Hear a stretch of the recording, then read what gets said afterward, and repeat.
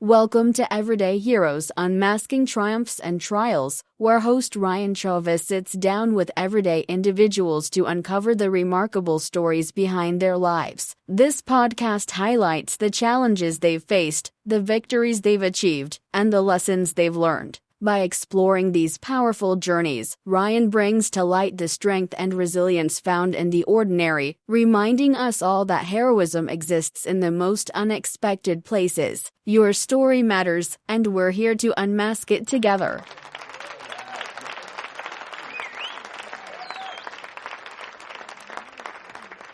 Today, Ryan Chavez is joined by his partner in life, the mother of his children, and his fiancée, soon-to-be wife, Ashley Gallegos. Born in Colorado, Ashley is the devoted mother of 5 beautiful children and a survivor of extraordinary challenges. After nearly losing her life to an accidental fentanyl poisoning, Ashley has faced immense trials with resilience and courage. In this one-on-one interview, she shares her story, recounting what happened, how she overcame, and the struggles she continues to face. Please welcome Ashley Gallegos to this heartfelt conversation with host Ryan Chavez.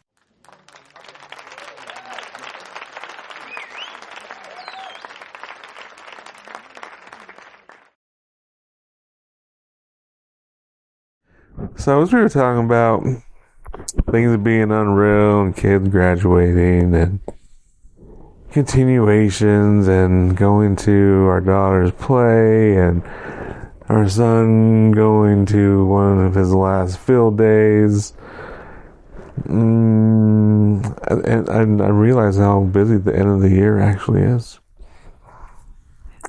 I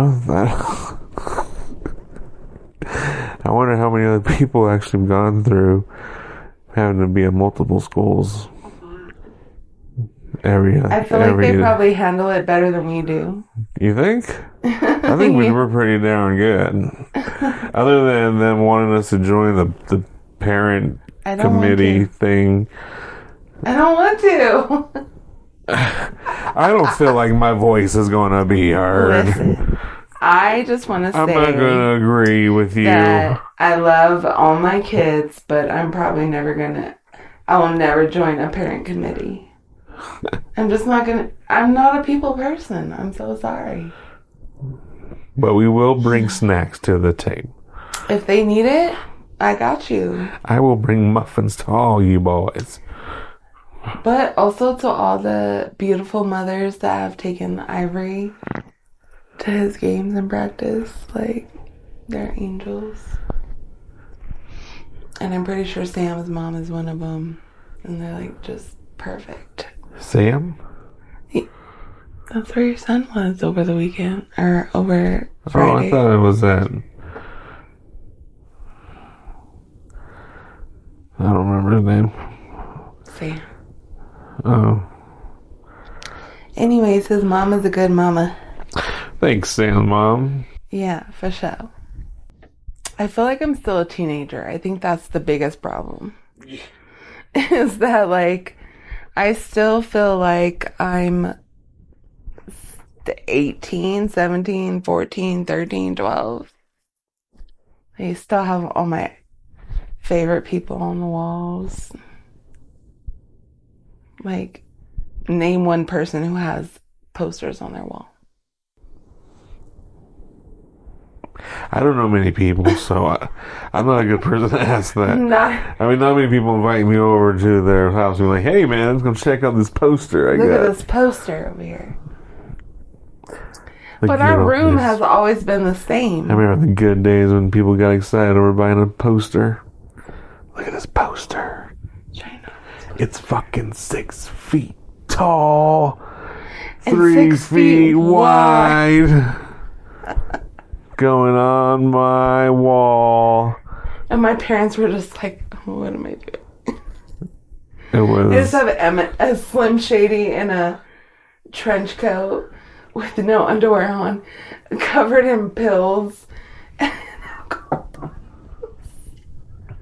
He was gonna cuddle. In an alley.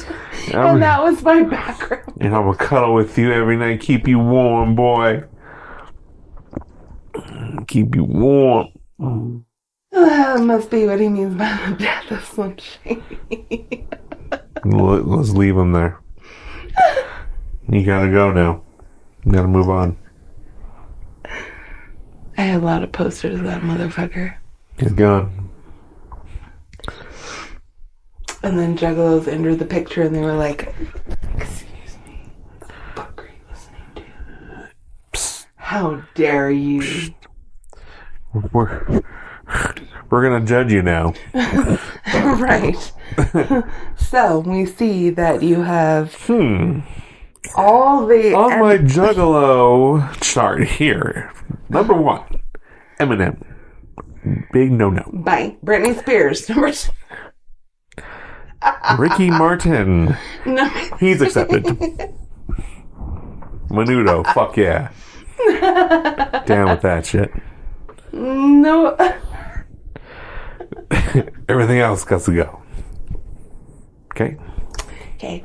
Now you need to fill your walls with the clowns. With this here, I'll give you some. Here. Put it in this, I bought that shit. They were always in like, what's the fucking magazine? With Slipknot? Circus. Yeah. R.I.P. Circus magazine. R.I.P.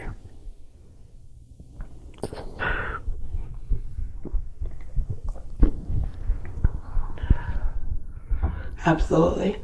I was always the bitch at the magazine kiosk looking at all the magazines like, Mom, I have 2 Selena magazines right here. Just chilling. Just waiting for you to read them. Not even read them. I want one to like hang the pictures up and then one to keep. Okay. So you're saying it's going to be a project that's upcoming? Yeah. For sure. I don't just want to like hang them up like I'm 14 again. So I was talking about the graduations and stuff because there was a possibility that you wouldn't have been here to see graduations and stuff. Yeah. And it all started on Christmas night of 2023. Yeah. What do you remember of Christmas night 2023? Or you can start wherever you want. I mean, the morning was popping. Oh, my beautiful babies. They're just like so grateful just to have us there and have, even if it was just a little bit, still give them the best Christmas I can possibly give them. No matter what, you know? And there's always like the pictures that you took that are like forever embedded in my brain. And they're just like any other day. What the freak? And we were cooking. Yeah, I would totally was just like trying to clean up the house. I expected multiple guests. My dad showed up first. He did? Yeah, he showed up and he was expecting April to already be here and she wasn't. And he was like, same old thing. And I was like, I'm sorry. Anyways, he gave all the grandbabies their presents and I just been cooking all day, you know. I mean, what? Juggalo potatoes, green bean casserole. Oh, yeah. Ham. I don't remember if I made a turkey. No, yeah, there was a turkey. I was just trying to be a good mama and a good sister. It was great. Yeah, absolutely. It was wonderful. I was so looking forward to seeing her. Like,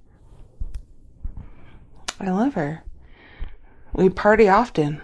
We see each other often. It's not like a random get together. Like, it's something that happens at least once a month or every other month. We're always get together and party, talk for hours, enjoy each other's company. You know, Ashley, you're my best friend.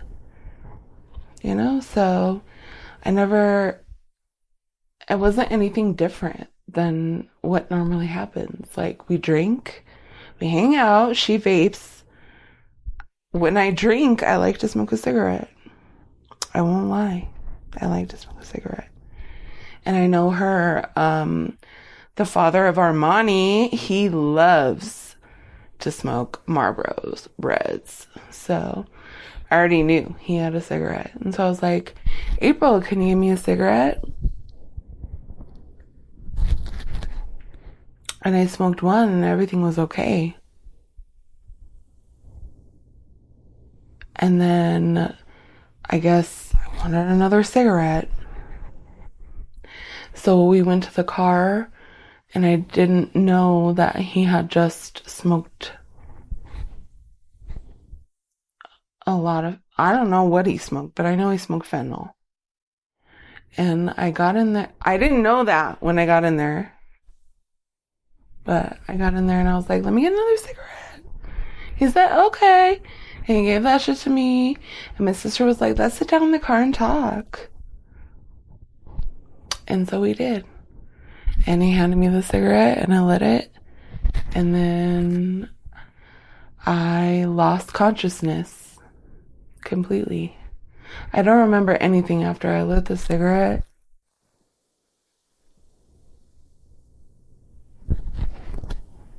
I remember like small flashbacks, like tunnel vision, seeing maybe possibly paramedics in my face.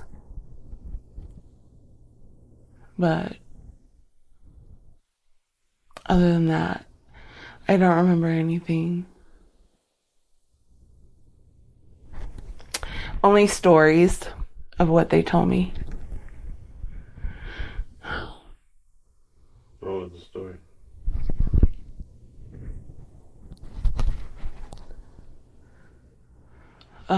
There's so many different, April and Silencio they made so many different versions of the story.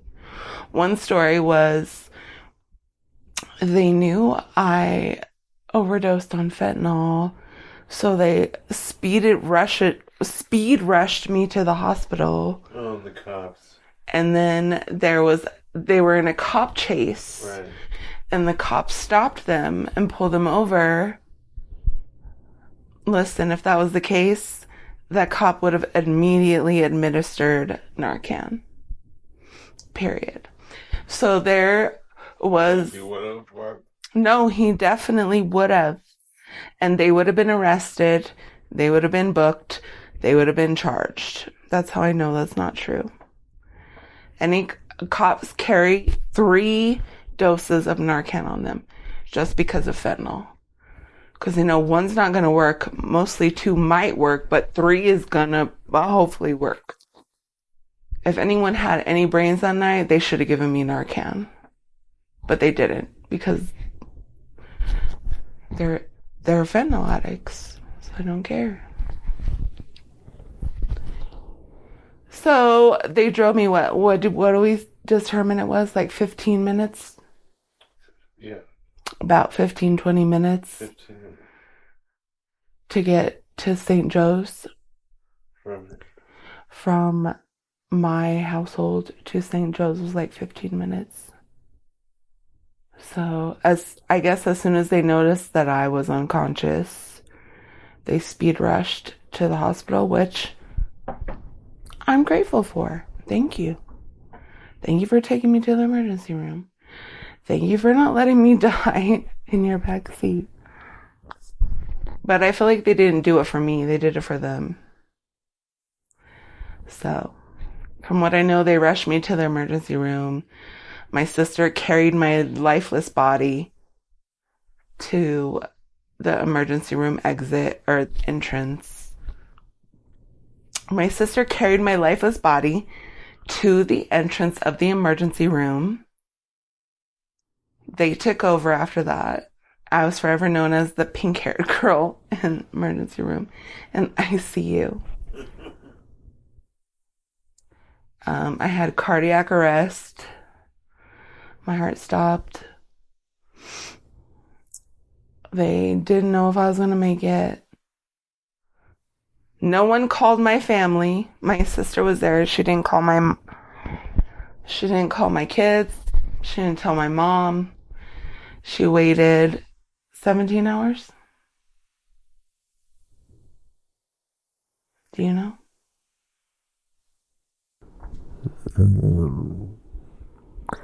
She waited a significant amount of hours before she ever contacted anyone that was close to me, that was my kin, that was my birth children, that was like my blood. She didn't tell my oldest daughter, who was 17. She didn't tell my oldest son, who was 15.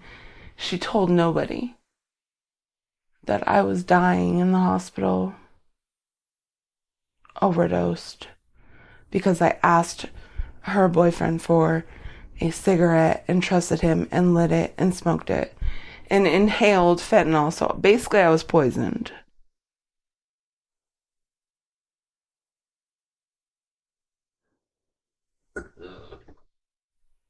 So finally the doctors were asking my sister, where are her parents? Where is her next of kin? Which at that point is when she drove with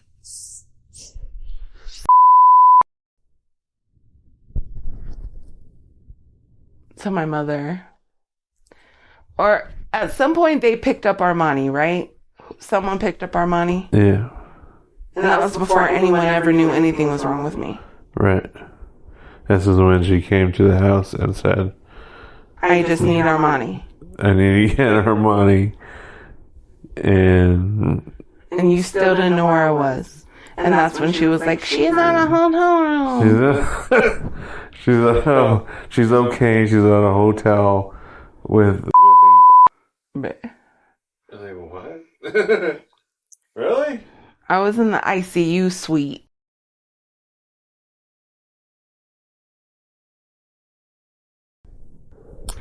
So she left with Armani, and this was like 9 a.m, the day after Christmas. After I've already been missing since 9 o'clock the night prior.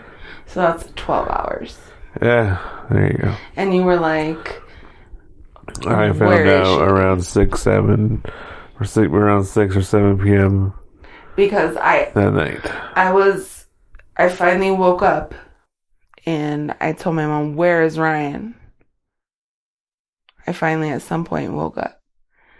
Because I guess between my sister and my mom, they said, if she wakes up and says that she wants Ryan, I'm going to call Ryan. Like, why wouldn't you call him?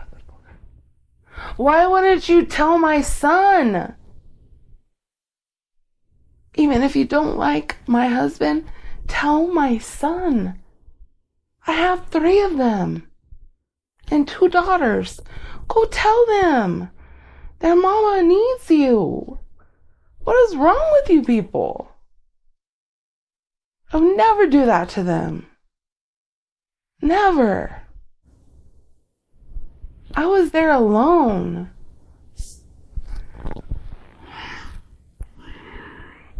Anyway, so I woke up.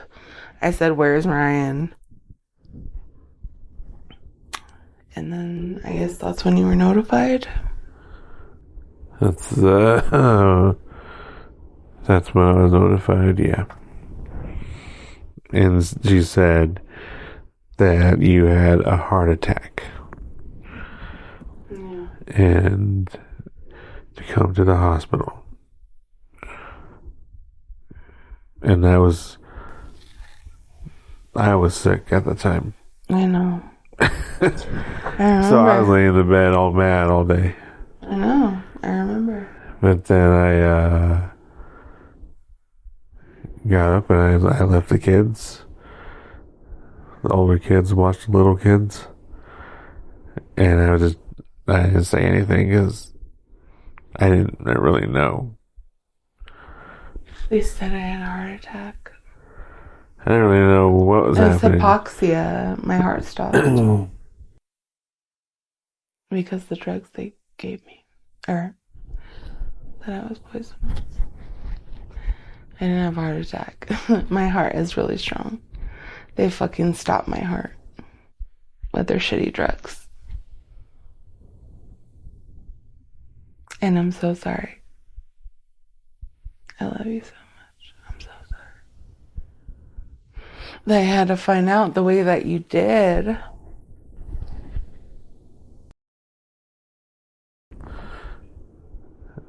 Well, it was,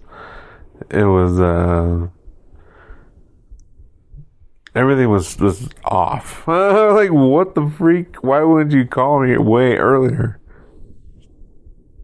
And then when I got there, you were still kind of, I don't know what you want to call it, loopy on the medicines. Sedated. But you were still talking to me. Yeah.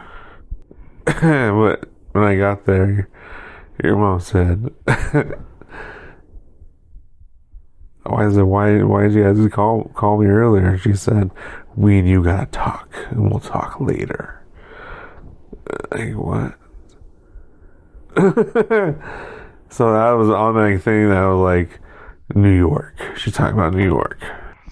I just think it's so shitty because that night in New York, when like you left and you were like just doing your drunk rage thing, I had called them, all of them. I called my sister, I called my mom, just because I wanted someone to talk to, because I didn't feel comfortable because I'm in fucking New York, and they ended up using that shit against me and saying that we saw your calls, we're so sorry. And they turned the whole story around, try to blame me for everything.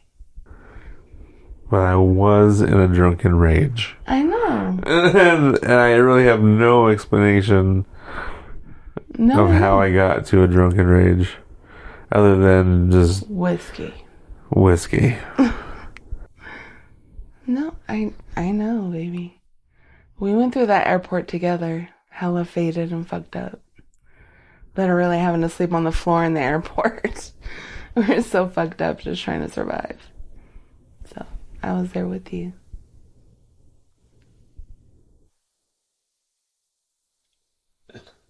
I love you.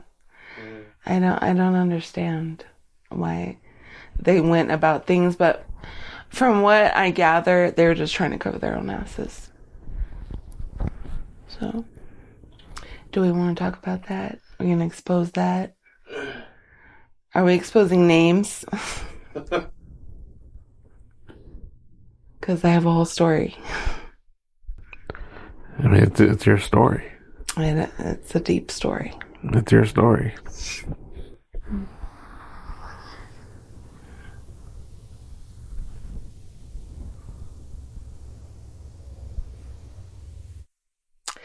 I mean, the first thing I remember in the hospital is just probably looking down on my own body. Looking down on you. I feel like maybe not. Well, because it happened multiple times. So I feel like there was multiple times when I was looking down on my own body. But the first time I remember looking down, being surrounded by people, and they were like baring my skin, like they were cutting my clothes, and I was bare and exposed and to strangers, people I didn't know. But they were trying to save me. That's just a flash that I have. And then after that, I don't really remember.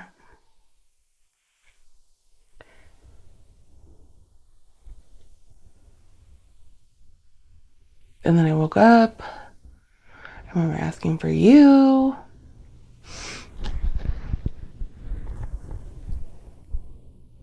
And you came so fast. You were here for me as I needed you. And like as soon as you came, it made everything better.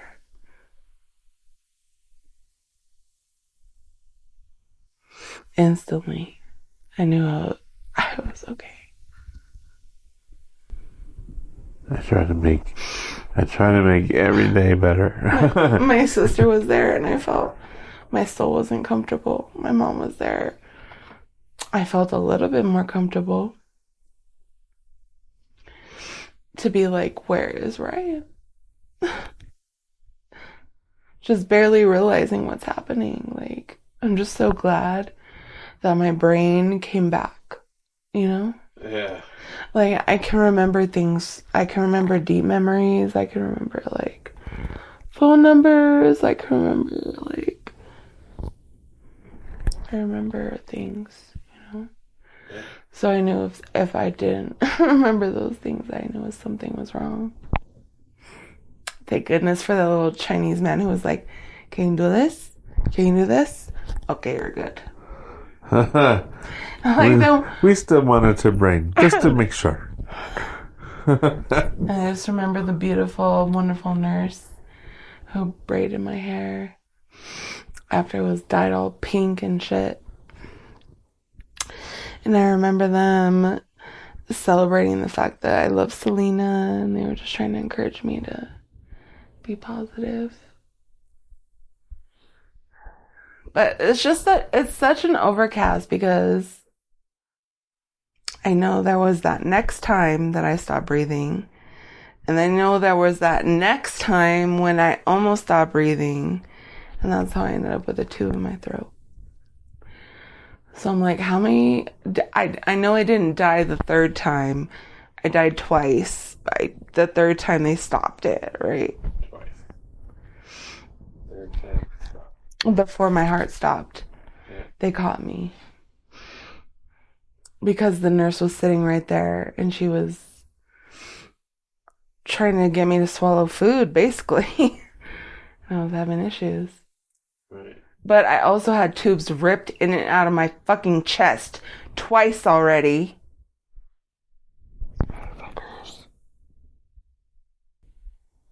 They have to literally shove that shit in and pull it out. Right. That happened to me twice. Right. I was stabbed in my lungs.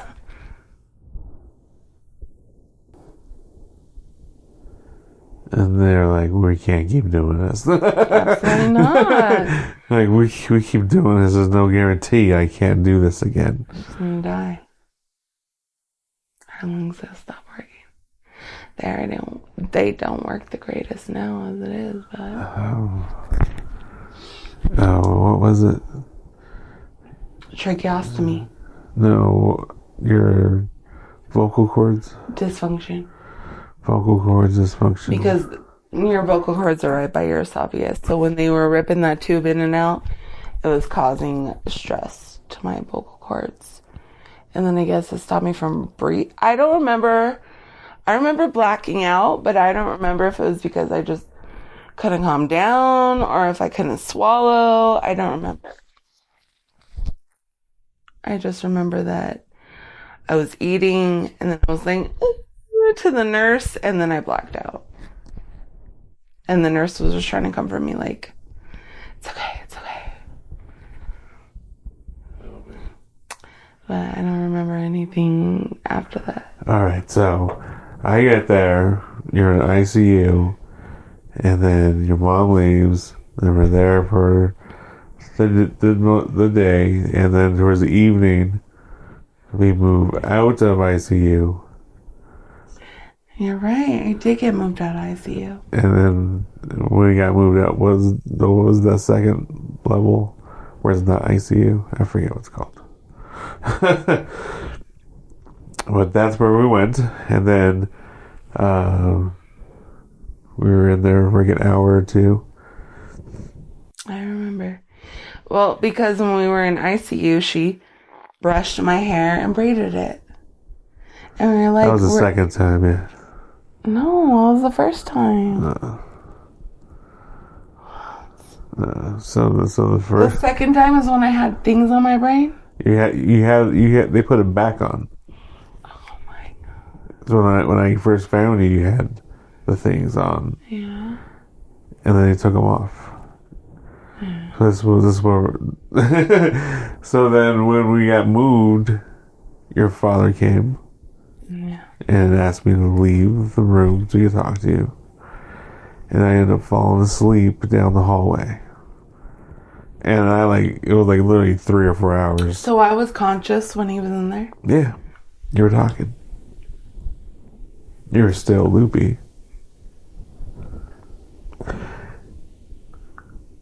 Yeah.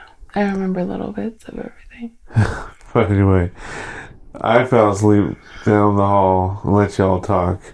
And then I came back and you were still talking. Oh shit. You were fine. So then I remember I fell asleep. And I woke up to you doing breathing exercises. With the Chinese lady. With, no, it wasn't. With the blonde lady. Let me tell you why I remember this. I remember why. This blonde lady was doing breathing exercises with you. And she made you set up and you didn't have the oxygen on, whatever. And then all of a sudden it was like, you know how Maya faints? Mm-hmm. You did that. Right. And just fell backwards. And I was like, what the fuck did you do? I was yelling at her. That was the first thing I said. What the fuck did you do? And she was like, stay calm, sir. And then she got up and then ran to the phone thing.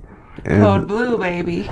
And then You're about to get real popular. And then all of a sudden, seconds after I said that, a whole freaking yeah, just ran in. But I literally watched you just fall over, turn blue, then turn purple, and then the nurses just came in and it started hitting your chest, and you already had broken ribs. Right. So they were doing this a second time. But they were already broken, so. They were already broken, so they were like, let's get it going. And then I was talking shit, so the lady, the religious lady, said, you got to get up out of here. I'm sorry. And then, as I was leaving with the religious lady, I said to you, don't you...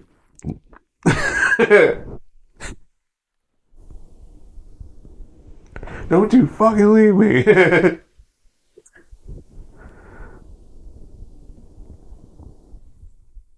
But anyway, that was like 10 minutes. I could already see you. I feel like at that point I was already up.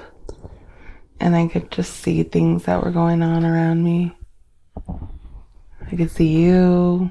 10 minutes where it took them to run their CPR train and come back and say, she's okay, breathing. And my heart going again.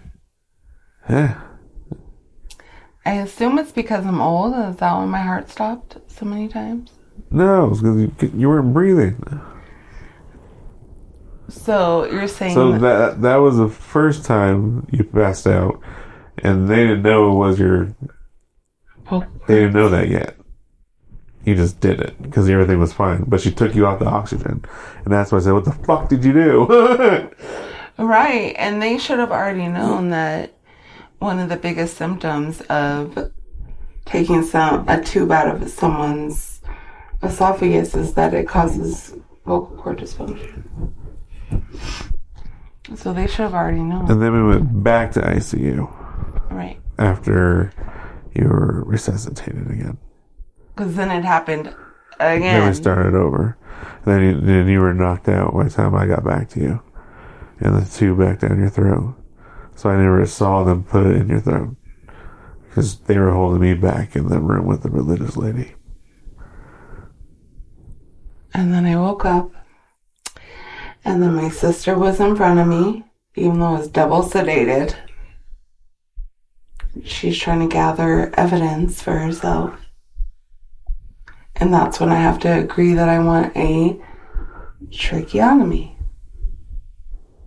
Because if this happens again, I'm not going to survive. So we were in ICU again, and then that's when you were with the nurse that braided your hair and stuff. And then we left like 2 days later. And then we went to that same area again, but a new room. And then you were fine again. Eating. You were trying to eat. Trying to eat. And that was the night that Ron brought the flowers.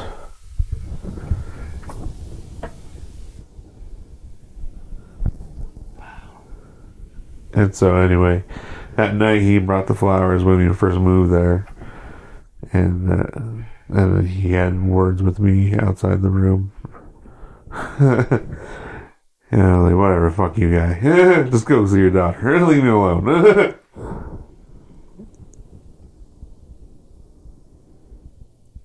And then that morning, that high energy nurse lady, doctor lady. All right, what do we got here? A fentanyl case? What the fuck? She was like, drank too much coffee that morning, remember? She did too much cocaine that morning. And she like put her card on the table. I remember. Anyway, so she was the doctor nurse lady for the. Have you done meth? Yeah, she was being weird. I was like, yeah, I've done meth. What does that have to do with this? Did you find that in my system? Because let me know. That was their biggest problem, is what did they find in my system? Nothing but alcohol and marijuana. It's like throughout the story, it's like a bunch of, this is what happened, then we got to go back because this also happened, because this also happened, because this also happened. There was so much that happened. Like, we were trying to include it all, so just keep following along. And you're not even done. We're not even halfway through. No, because it was just like a movie. It was just like a movie. It really was. Because there was, and then as I was learning what was happening, I was like, I'm just gonna text everybody what's happening because I have information no one else has. Turns out no one cares. So I'm like learning everything, like, wow, and I had no idea that all that.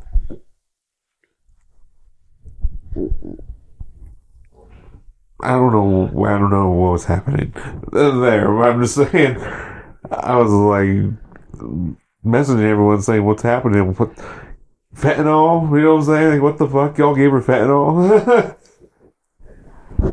And the text messages I got back were not nice. I know. Should we read them? Not unless you're gonna fucking say her name. That's your story. Exactly. But anyway, so do you think I had a hidden pack of cigarettes in the cupboard? No. That was covered with fentanyl? No. Exactly. No. We don't do heavy drugs. Don't touch drugs like that. I don't smoke. I don't sell buy cigarettes drugs. From the... I don't know anyone around me that touches heavy drugs. I just know a bunch of potheads. I don't know anyone. I stay in my own lane.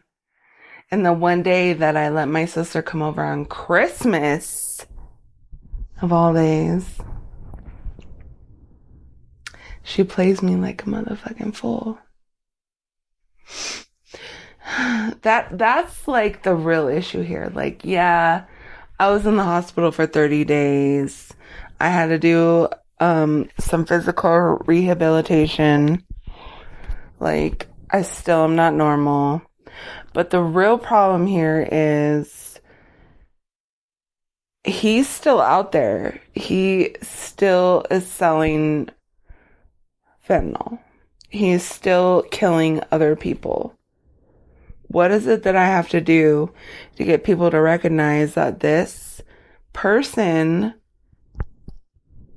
is not he shouldn't be in anyone's life?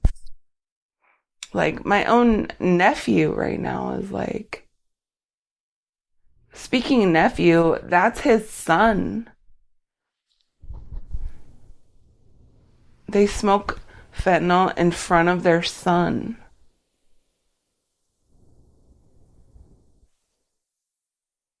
Like, the things that I could say about them, they would probably want to shoot me in my head. Just like they did when I was in the hospital overdosing. That's what it feels like. They shot a fucking bullet into my forehead. And you learned all this when? Before or after Christmas?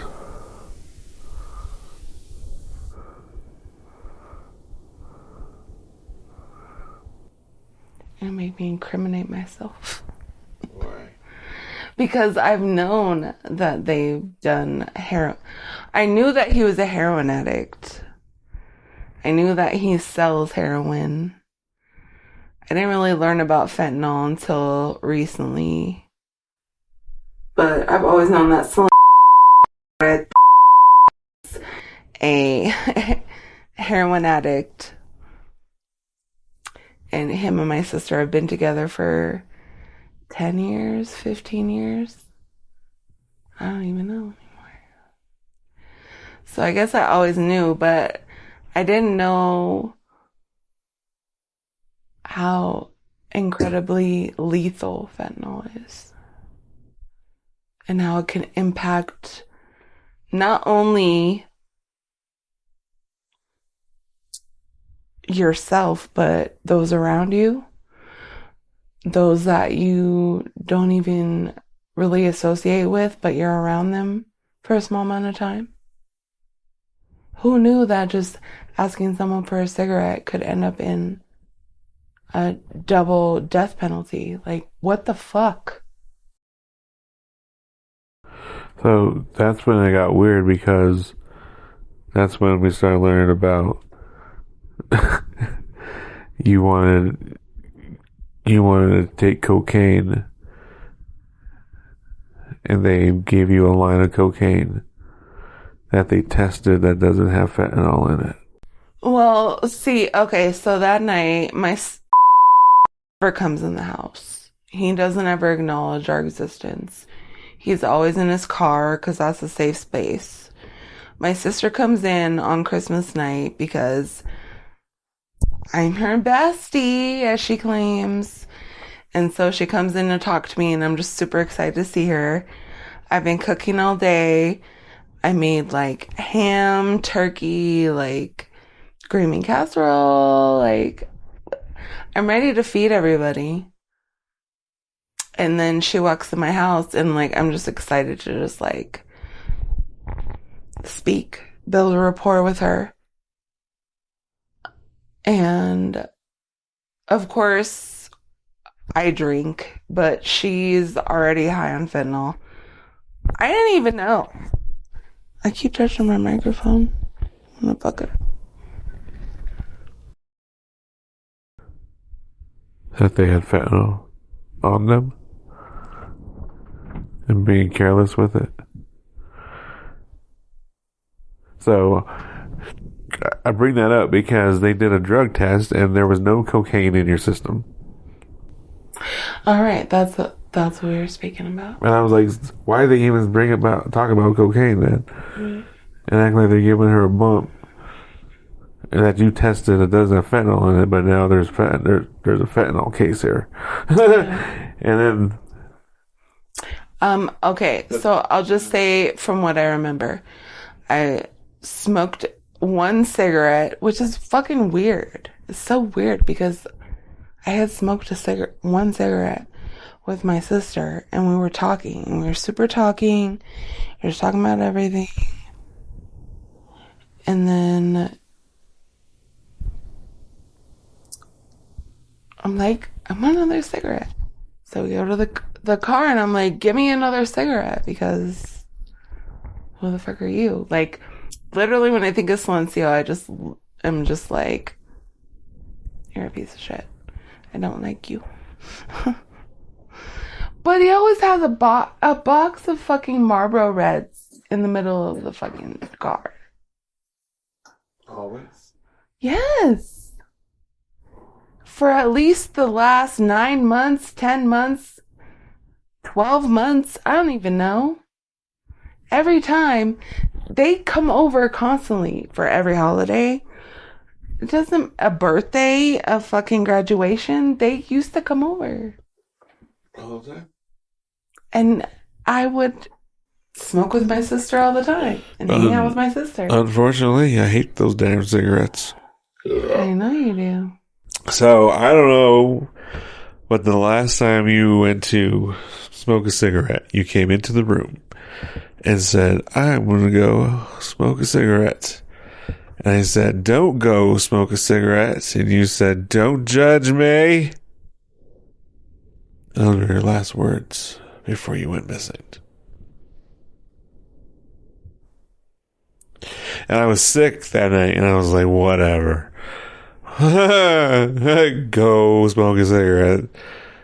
It wasn't even about smoking a cigarette. The cigarette wasn't even really what's important. I just wanted to talk to my sister. I just love chatting with her and like telling her all my problems, and like I love her. I loved her. I trust her. Like she said I was her best friend, and I thought it was true. Like I didn't even realize that they were so lost in the fentanyl game that they're heartless, ruthless, terrible people.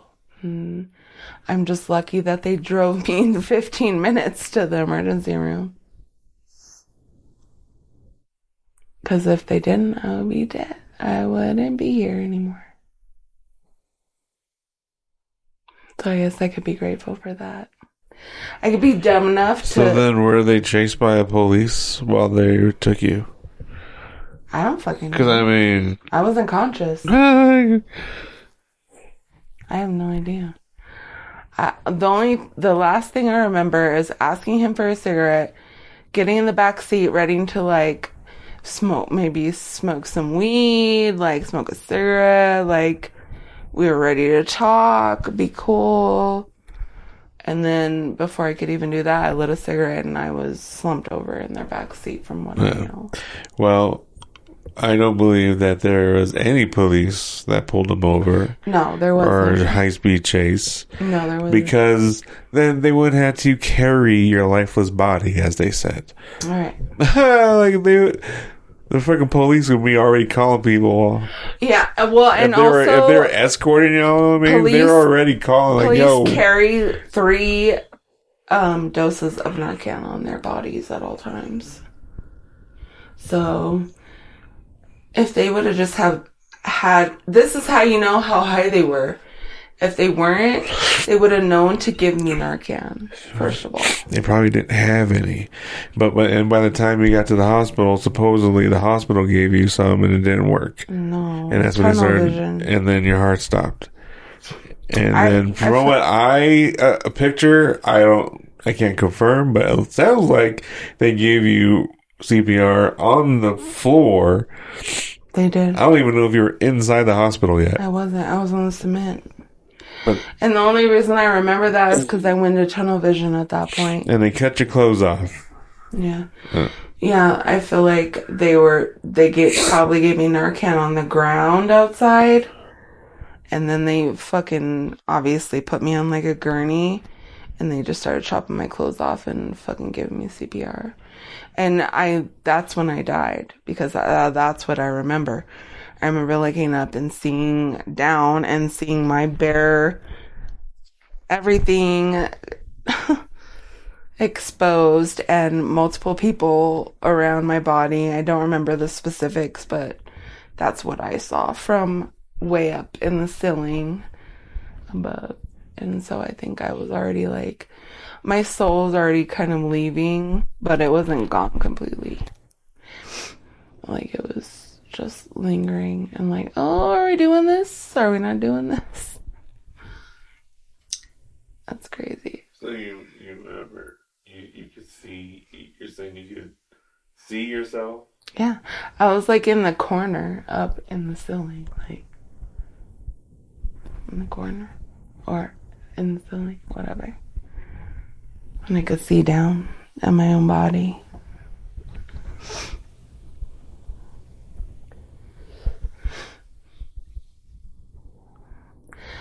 I don't know how many times that happened. All I remember is I saw my body with my clothes cut off, and I was like embarrassed almost while I was up there, because I was like, I'm exposed, because I was like fully exposed. They cut all my clothes and underwear off and everything. And then I feel like they sedated me, because they were able to bring me back to life.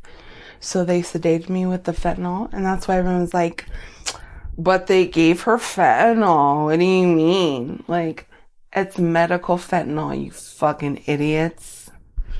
Mexican cartel. It's for literally sedating people who are going through traumatic injuries. Not from Sinaloa, people.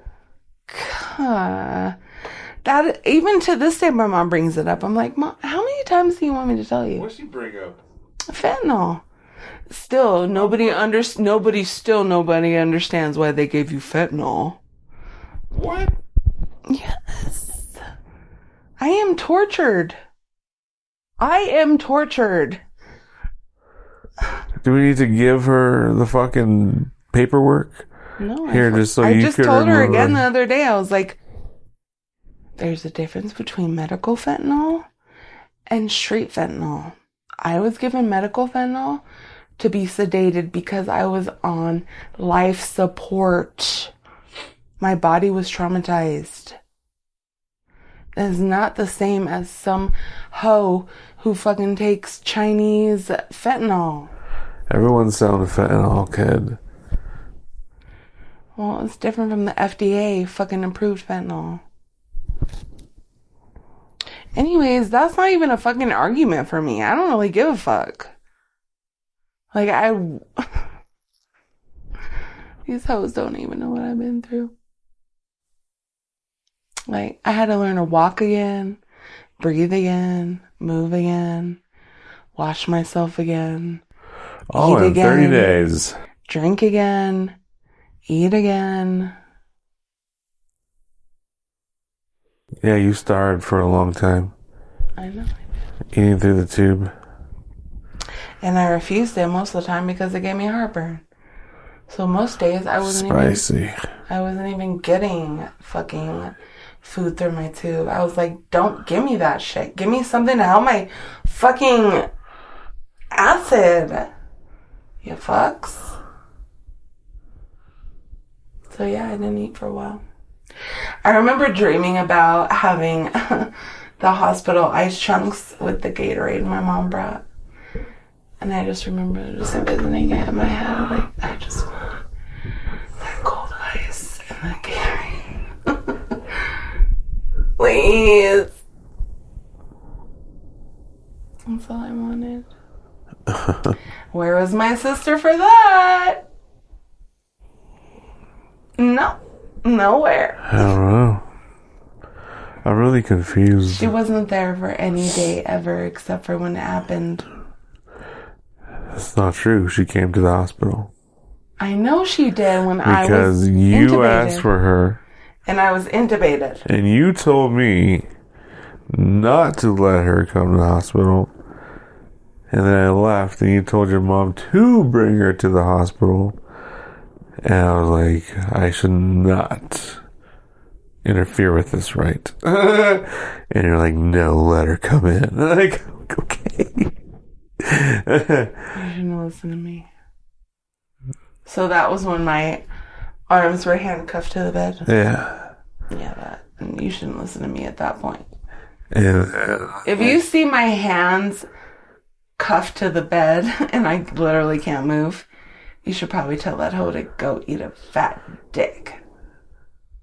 You wanted to talk to her. You wanted her. You said you wanted her to see what she did to you. Exactly. But then she used it to prosper against me. And say that I take responsibility for what happened.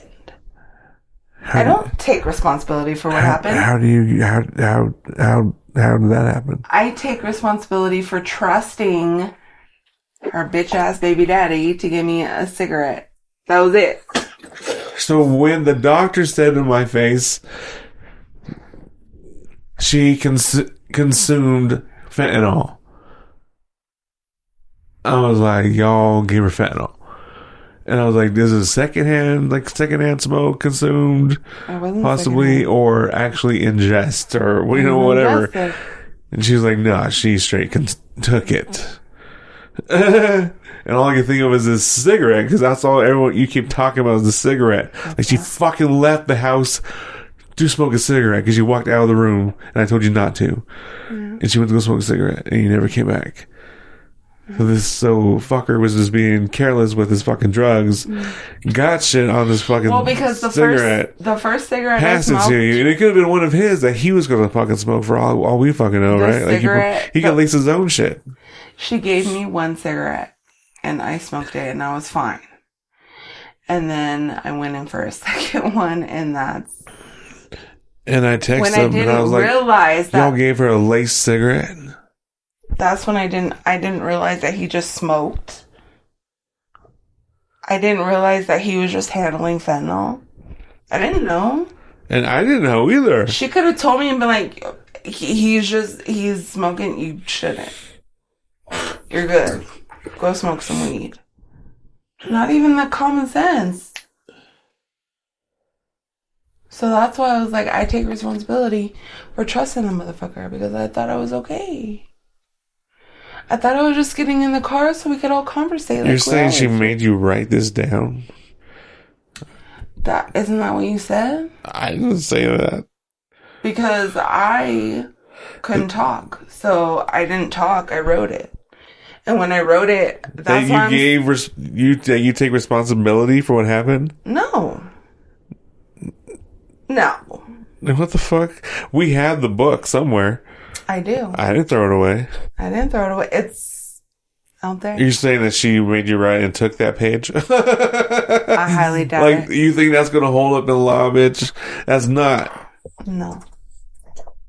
But that's what she claims when she talks to my mom. But it doesn't even matter because he didn't involve the law because he didn't want the law involved. Exactly. So what are you so scared about, baby girl? Why are you so scared?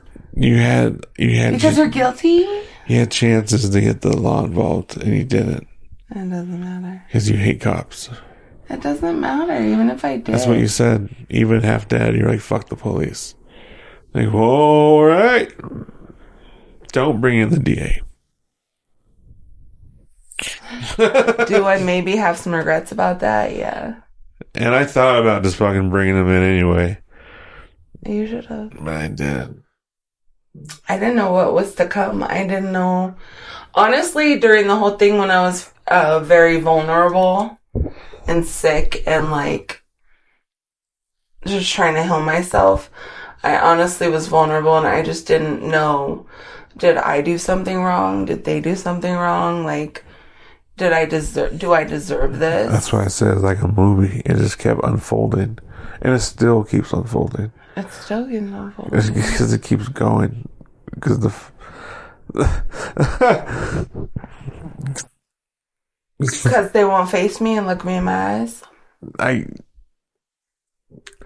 When has she ever confronted me while I'm conscious, live, don't have oxygen on, no IVs in my arm, no drugs in my system? So that's where the confusion started for me. It was when learning about the fentanyl that's tainted. I won't say laced because I'll say tainted. But what was that?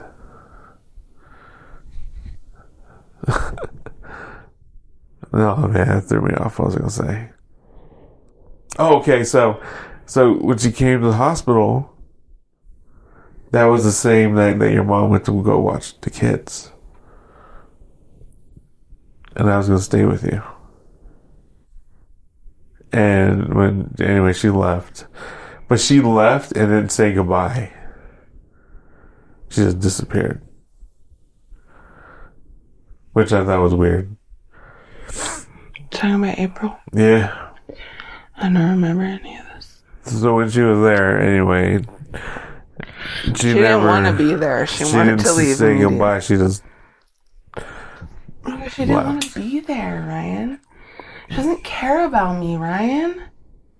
She hates me. And then I called her because your mom come back.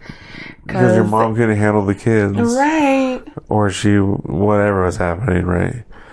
She couldn't handle the kids, so I had to leave at 5 a.m. to go take care of the kids because your mom left because they're wilding out. Nobody even had to stay with me. I was stay with my fucking self. Those fucking people. So I was like, can you go stay with her? Like, stay with the kids? No, because she has to smoke fentanyl. She kept saying yes. Oh. And then she kept apologizing for not showing up. And then it went from that to just no more talking. I haven't talked to her since. Ever since she tried to give me a fucking... She thought she was going to solve all her problems with a seafood boil. I'm like, bitch. Fuck off. I can't. I don't know if I'm in the wrong or I'm in the right, but I don't want to ever deal with her ever again in my whole life.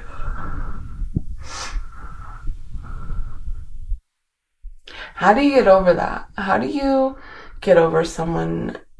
Like, if you were in my shoes, would you forgive your sister?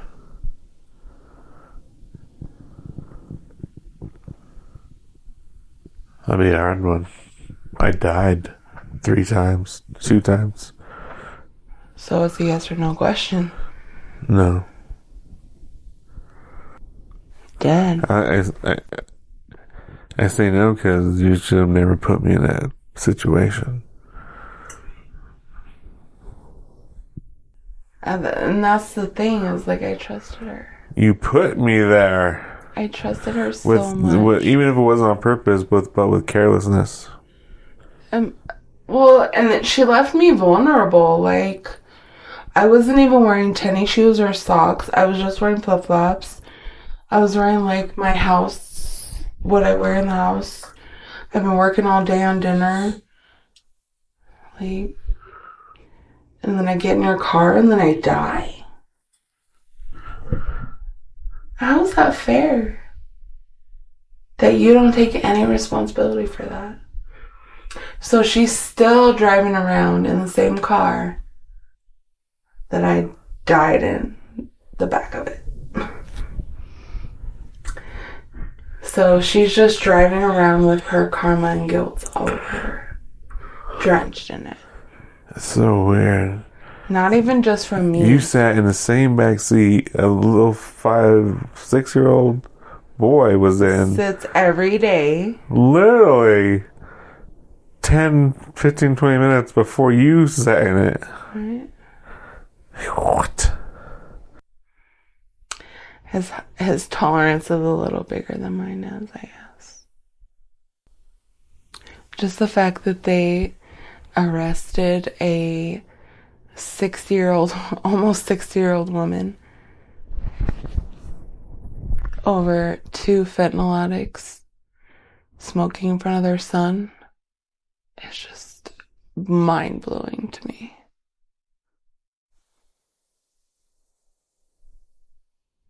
Like, how do Armani's teachers not know what's going on?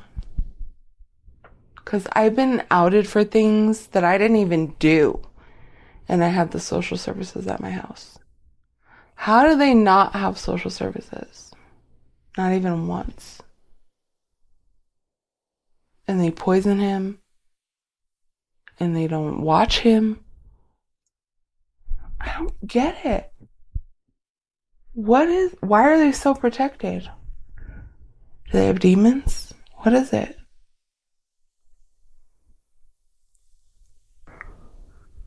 I don't know, but it makes me itch. I know what I need to do. I just read it earlier. Good times don't last forever, honey. No, I know. There was a banishment. Oh, here it is right here. Binding magic and banishing magic. Bind a person from harming you or your loved ones by making a featureless clay image of the perpetrator, tying the figure with knotted thread or ribbon, declaring what is not allowed, wrapping the figure. Oh, I feel like I've done this before when I watched The Craft. I should not. You should not. What do they do? The fucking Craft? I bind you, Nancy, from causing harm against you or against others. I bind you. Well, that's what that is. But no, there's another. You're getting binded, Nancy. No, there isn't. Nancy, I bind you from doing harm to yourself and doing harm to others. True. Are you telling me you didn't do this?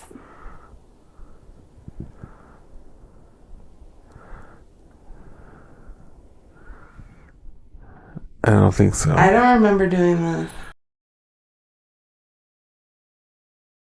But it just says over and over, like, I'm a waste. I should die. Was I suffering? Like, what is wrong? Why would I X out the picture? I don't remember doing this. And there's just letters and letters and letters. I think this was trying to quit alcohol the first time. Anyways, the banishing magic. This is the one I want to do. Banishing magic removes or returns any negative psychic attack or physical threat to you and your home or loved ones, and takes away bad habits. Light a candle, tie a knot in a thread, hold the knot into the candle flame. When it breaks away, say, I cut the ties that bind me to blank, bury the thread in soil, and blow out the candle. Wow. I think I need to do that. But I don't have thread. Yeah, well, I guess we're going to Hobby Lobby. No, fuck that. Let's go to Michael's. I can get a thread off a fucking blanket if I need to. Let's go to Wally World. Fabric section. I feel like we got off topic talking about... Oh. What you finna eat? That pussy. I don't know. I mean, the conversation is over. No, I'm saying pretty soon you and I are going to go surf on the DoorDash. It's 2:00 in the morning. Baby boo, DoorDash runs all day, all night. No, it doesn't. Bet. 5 in the morning. At night, all those little pop-up shops open up because all these other major corps shut down, and they service all the night people. Ask me how I know. How do you know? Remember that fucking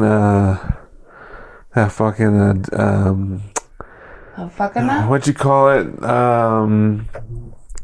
Let me remember.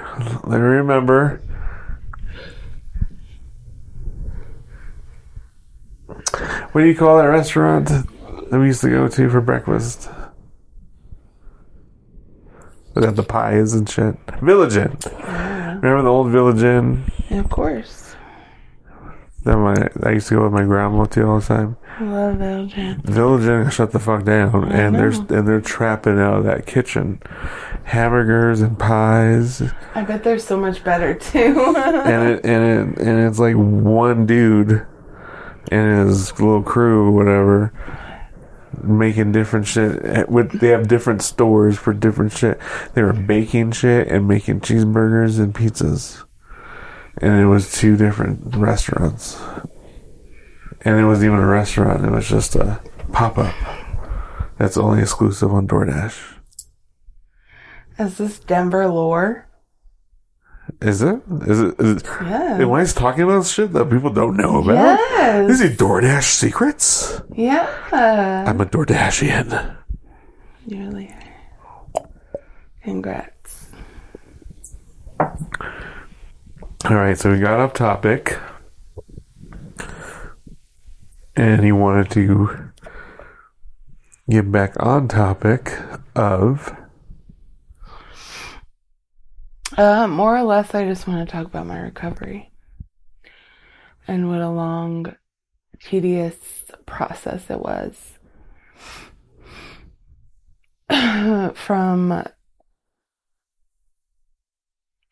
just like being intubated a few times, and then all of a sudden I have to have a tracheostomy, which is a breathing hole in my esophagus. So, when the doctors first started talking to us about the trach, they said it was an option because, right, like you said earlier, they don't want to keep jabbing that thing down your throat. And my vocal cords already are dysfunctional. And at this time... This was after they dysfunctioned, right? Your parents were arguing because they wanted to take you to a different hospital and have you leave. So here's the weird thing. Okay, when I first got there, you had your mom as the person to make decisions for you. I am shit. Well, what I'm trying to say is, at some point, I remember you switched it over to me. Yeah. Well, what it was is my insurance. And it wasn't. I have them as my emergency contacts. Oh, the emergency contact. So my dad was telling me that's how he first heard about it, is because they were wondering where the fuck are her parents.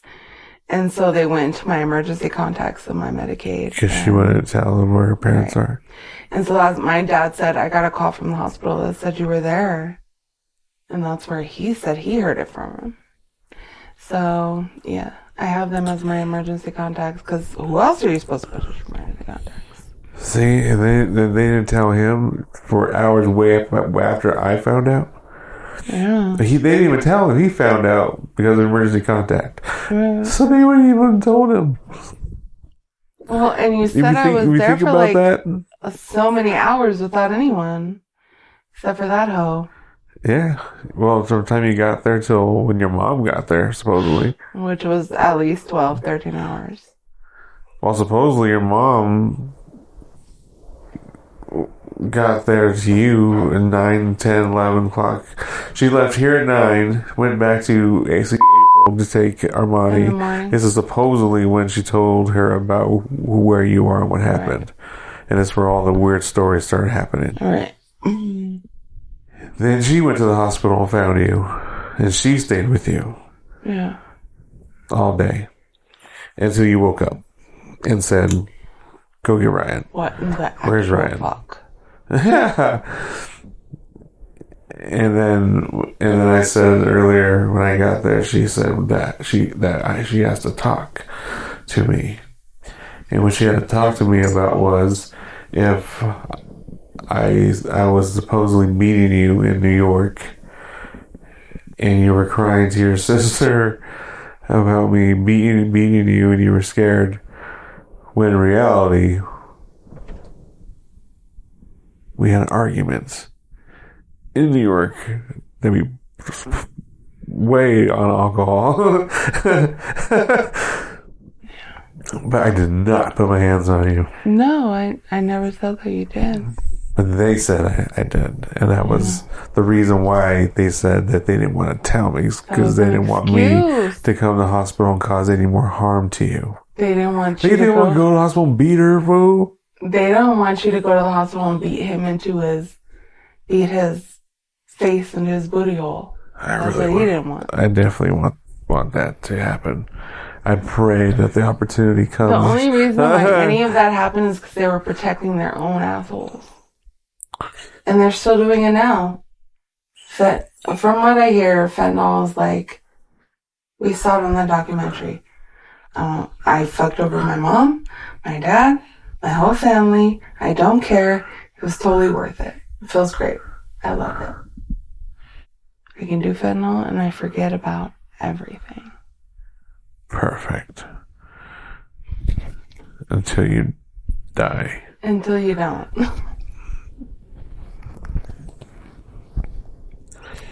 I mean, that's why I had to remove myself.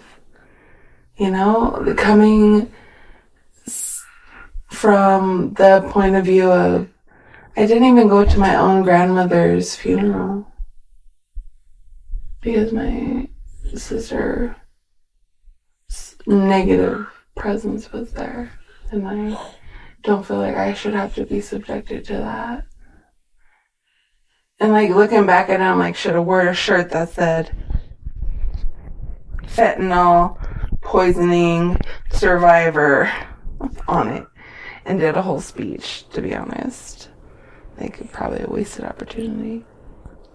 I'll let everyone know That bitch and that bitch over there are... I just want to tell my grandma. Tell my grandma on you. And you know what? I'm able to do that. I do want to go see my grandmother. I do think about it every day.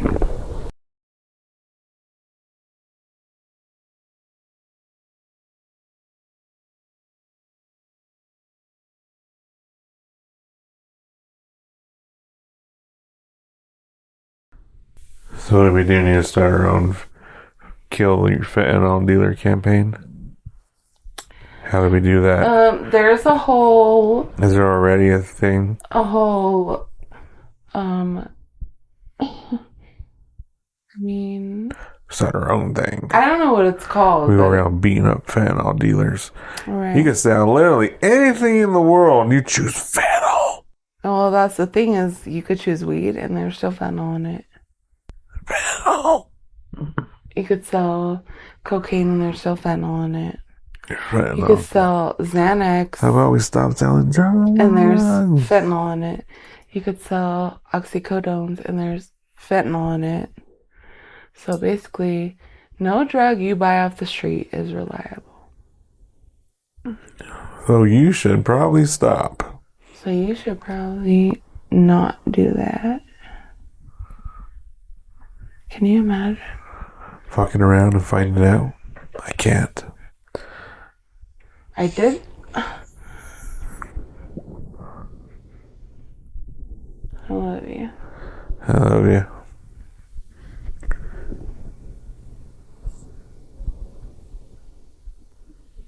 I'm just mad they made me seem like I was like a drug hoarding monster.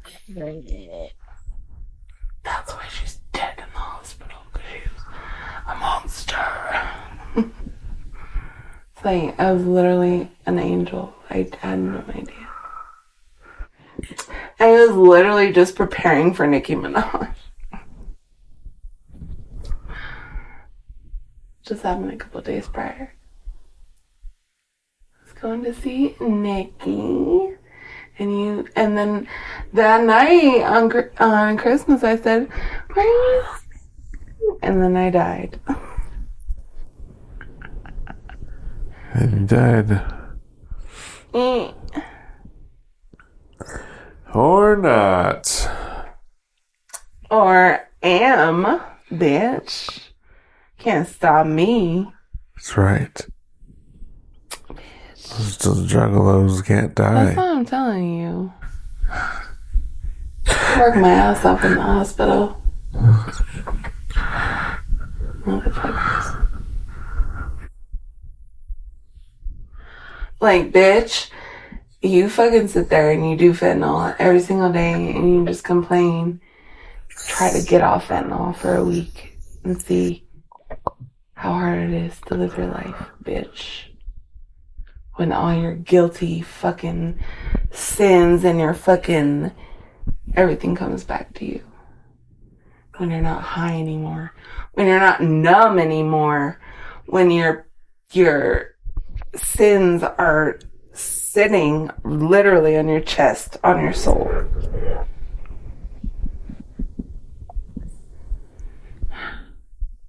But as of now, they're just numb.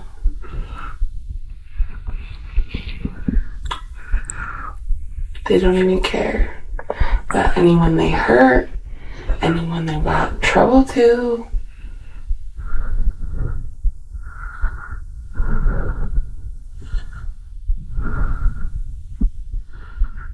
There's like that guy in that car right there. Free bird.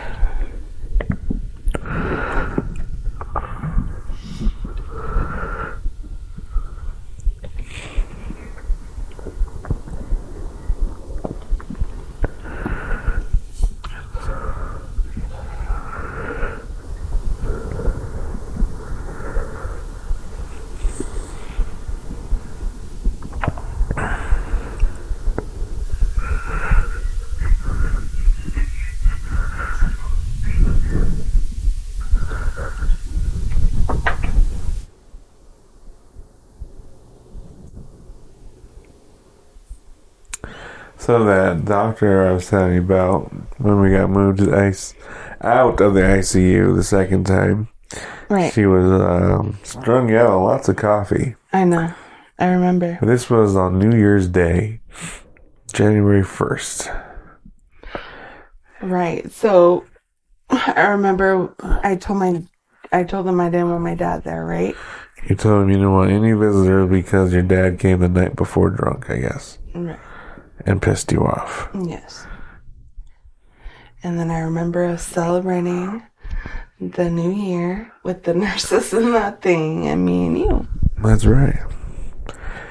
And then we tried to go to bed. Mm-hmm. I slept. Of course. You did not.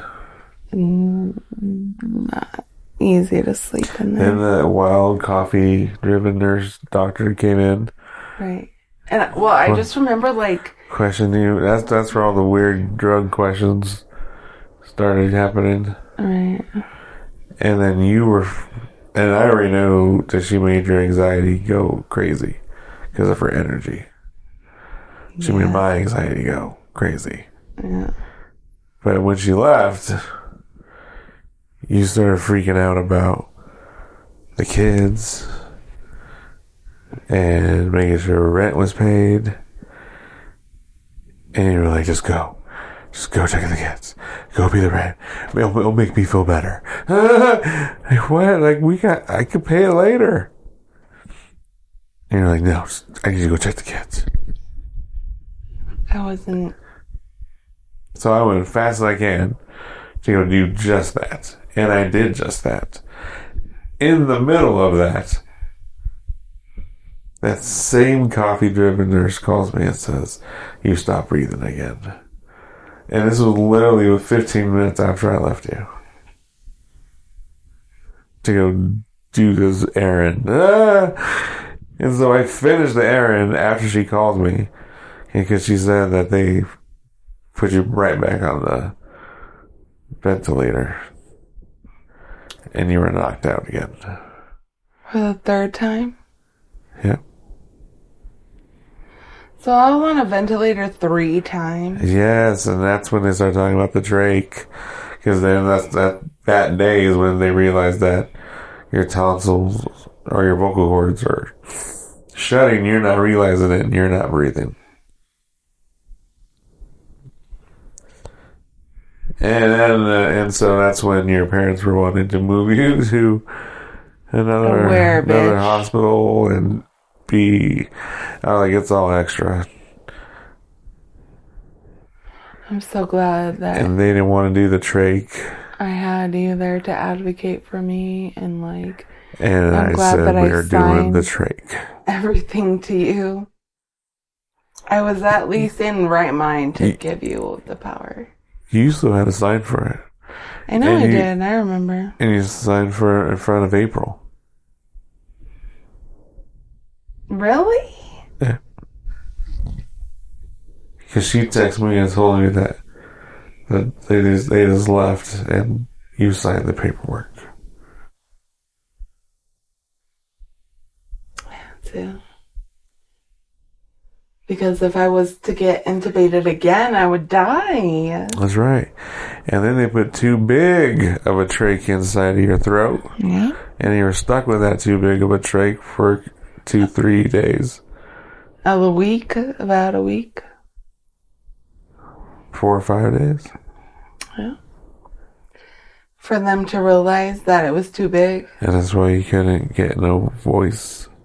Couldn't put the cap on my trach. And then they put a smaller one in, and then they shipped you out. And I said, "Hi, I can talk again." What was that place called? Ventura? Vibra. Vibra. Welcome to Vibra. We'll make your stay great. Except for the white lady that comes in and tells you, "Thank goodness you're still alive for your children." Old hag. Thank goodness. But what's also sad is they don't offer any mental health care. It was just physical. Like, I could have used a therapist during that whole thing. The closest thing I had was that guy trying to give me speech therapy. Because they thought something was wrong with my vocal cords. But it was really just the trach was too big. Too big. And remember at one point they told me this might be a long-term thing. And then I might have to go home with it. They never said it was going to be a long time. They said 3 months. Listen. They were trying to make me suck my own trachea out. Because they thought you had to keep it up to 3 months. That wasn't happening. And that all changed when we went to Vibra. We left thinking you were going to have it for a few months. That was rehab center, yeah. To a couple of days later, them saying, "Oh no, that's coming up before you leave." Fuck yeah. Because that's what the fuck I want. Oh no, that's coming out. What do I need it for? I don't need it for anything. I'm like, what? But they said months. Unless my heart is going to continue to stop and if my lungs aren't going to work. My lungs still don't work normally, though. So, I do have collateral damage. Can I sue him on Judge Judy? Let's call Judge Judy and ask. And be like, "Judge Judy, can I sue my sister's baby daddy for giving me fentanyl?" Yes or no? I'll see. Well, I guess that's a good question to at least ask. And you could do so at any point in time by scheduling a consultation with your lawyer in the pocket. For $38 to start and $20 a month. Ma'am, you chose to put that cigarette to your lips. It's your fault. But no one said it was laced. Tainted. Lace is a touchy a touchy word. Laced means they put it on there intentionally. Tainted means that the cigarette came in contact because you're being careless asshole. Right.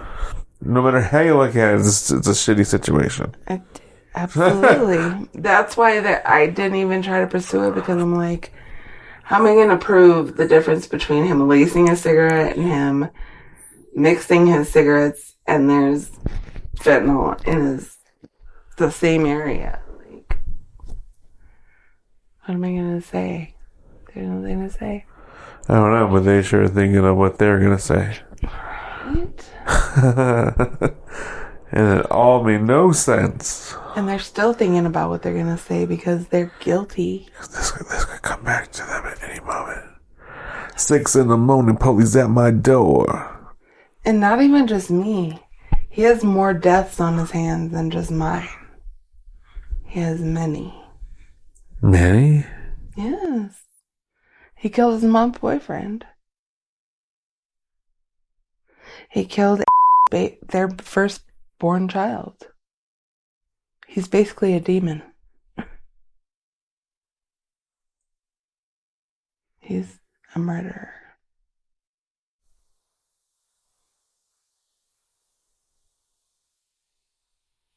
Who's gonna tell him though, huh? That was when they were in the car crash.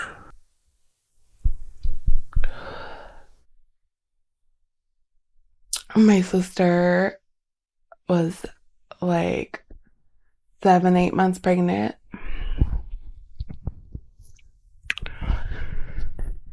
They were in some kind of high-speed chase. He ran into the... Oh. I heard the pop. Gunshots outside. They were driving on the highway and he ran into the median. And the seatbelt left a huge bruise across my sister's pregnant belly. And she went into labor and they hopped on the RTD.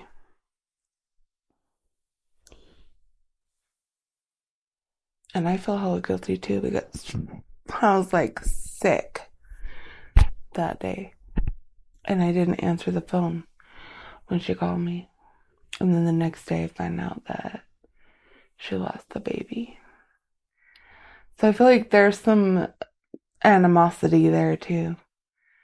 Because I wasn't there for her the way I should have been. It was like karma. Is that what this is? It's karma? Not there for her in what way? I didn't go to the funeral for her child that Silencio murdered. She gave birth to a stillborn baby. All because he wrecked into the side of the highway. And he didn't get her to the hospital in time.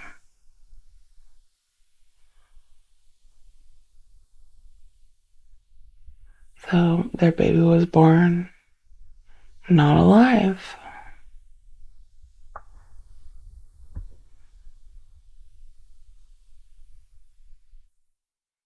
Has nothing to do with me. I just didn't go to the funeral because I just can't fathom.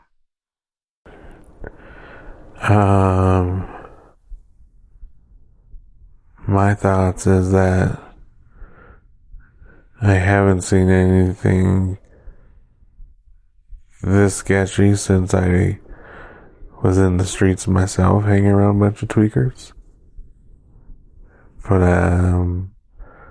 as like I said, it all kept falling in place like a movie, and the stories kept changing, and people kept getting nervous and angry, and a lot of it was mad about themselves. They got caught. Are you talking in retrospect to like me dying? I'm talking in retrospect to your parents and sibling and the boyfriend, and how they're like lying to each other in a circle, and it's retarded. Like I can see you. I hear you. And you make no fucking sense. It's kind of like what the government does to us on a daily basis. You make no fucking sense. But in my own family. You know what? It's all good.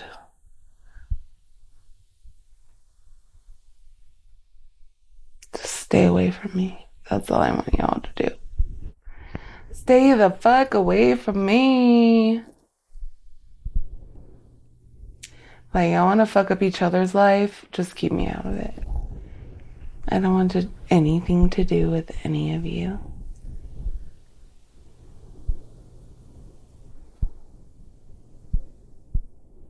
What else can I do? I suffered for so many days in that hospital, just like begging that I could just live another day. And these motherfuckers are fighting about who's right and who's wrong. Like, get the fuck out of here.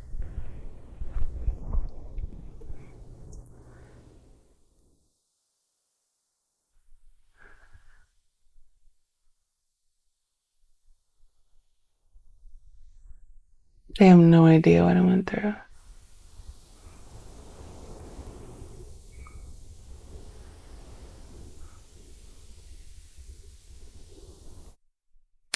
Like those, when they'd have to suction my lungs out. That's the most painful thing I've ever been through.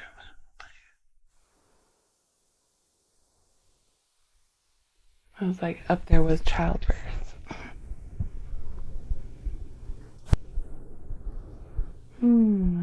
And then you don't even realize like how close your lungs are to your esophagus. So they would just literally, well, the nice nurses would just poke your lung just for a second, just to activate the hacking motion. But then there was the ones, Through the trach, you mean? yeah, through the tracheostomy, through your esophagus. So they just stick the suction tube through your throat and down into your lungs, trying to like clear all that nasty shit out of your lungs. But some doctors would like just touch your lung with the very tip of the suction cup and you would start hacking, but some of them would just like dig in your fucking lungs and be like, and you're just like, Because they're trying to find it, and they are finding it. they're just trying to, And not knowing they're finding it. they're just trying to get the phlegm out, you know? Yeah. And then there's just so much phlegm just because being intubated. You said tres? I was intubated tres? Yeah. That's why there is so much. That's why. That's why there's so Can much. I go talk to Judge Judy now and be like, can I get a settlement for these hoe-ass bitches over here that forced me to get intubated 3 times and now I have to take a breath every 4 words? Or what?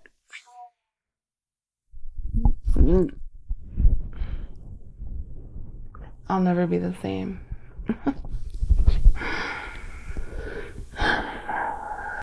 I love you. I love you. Karmic retribution.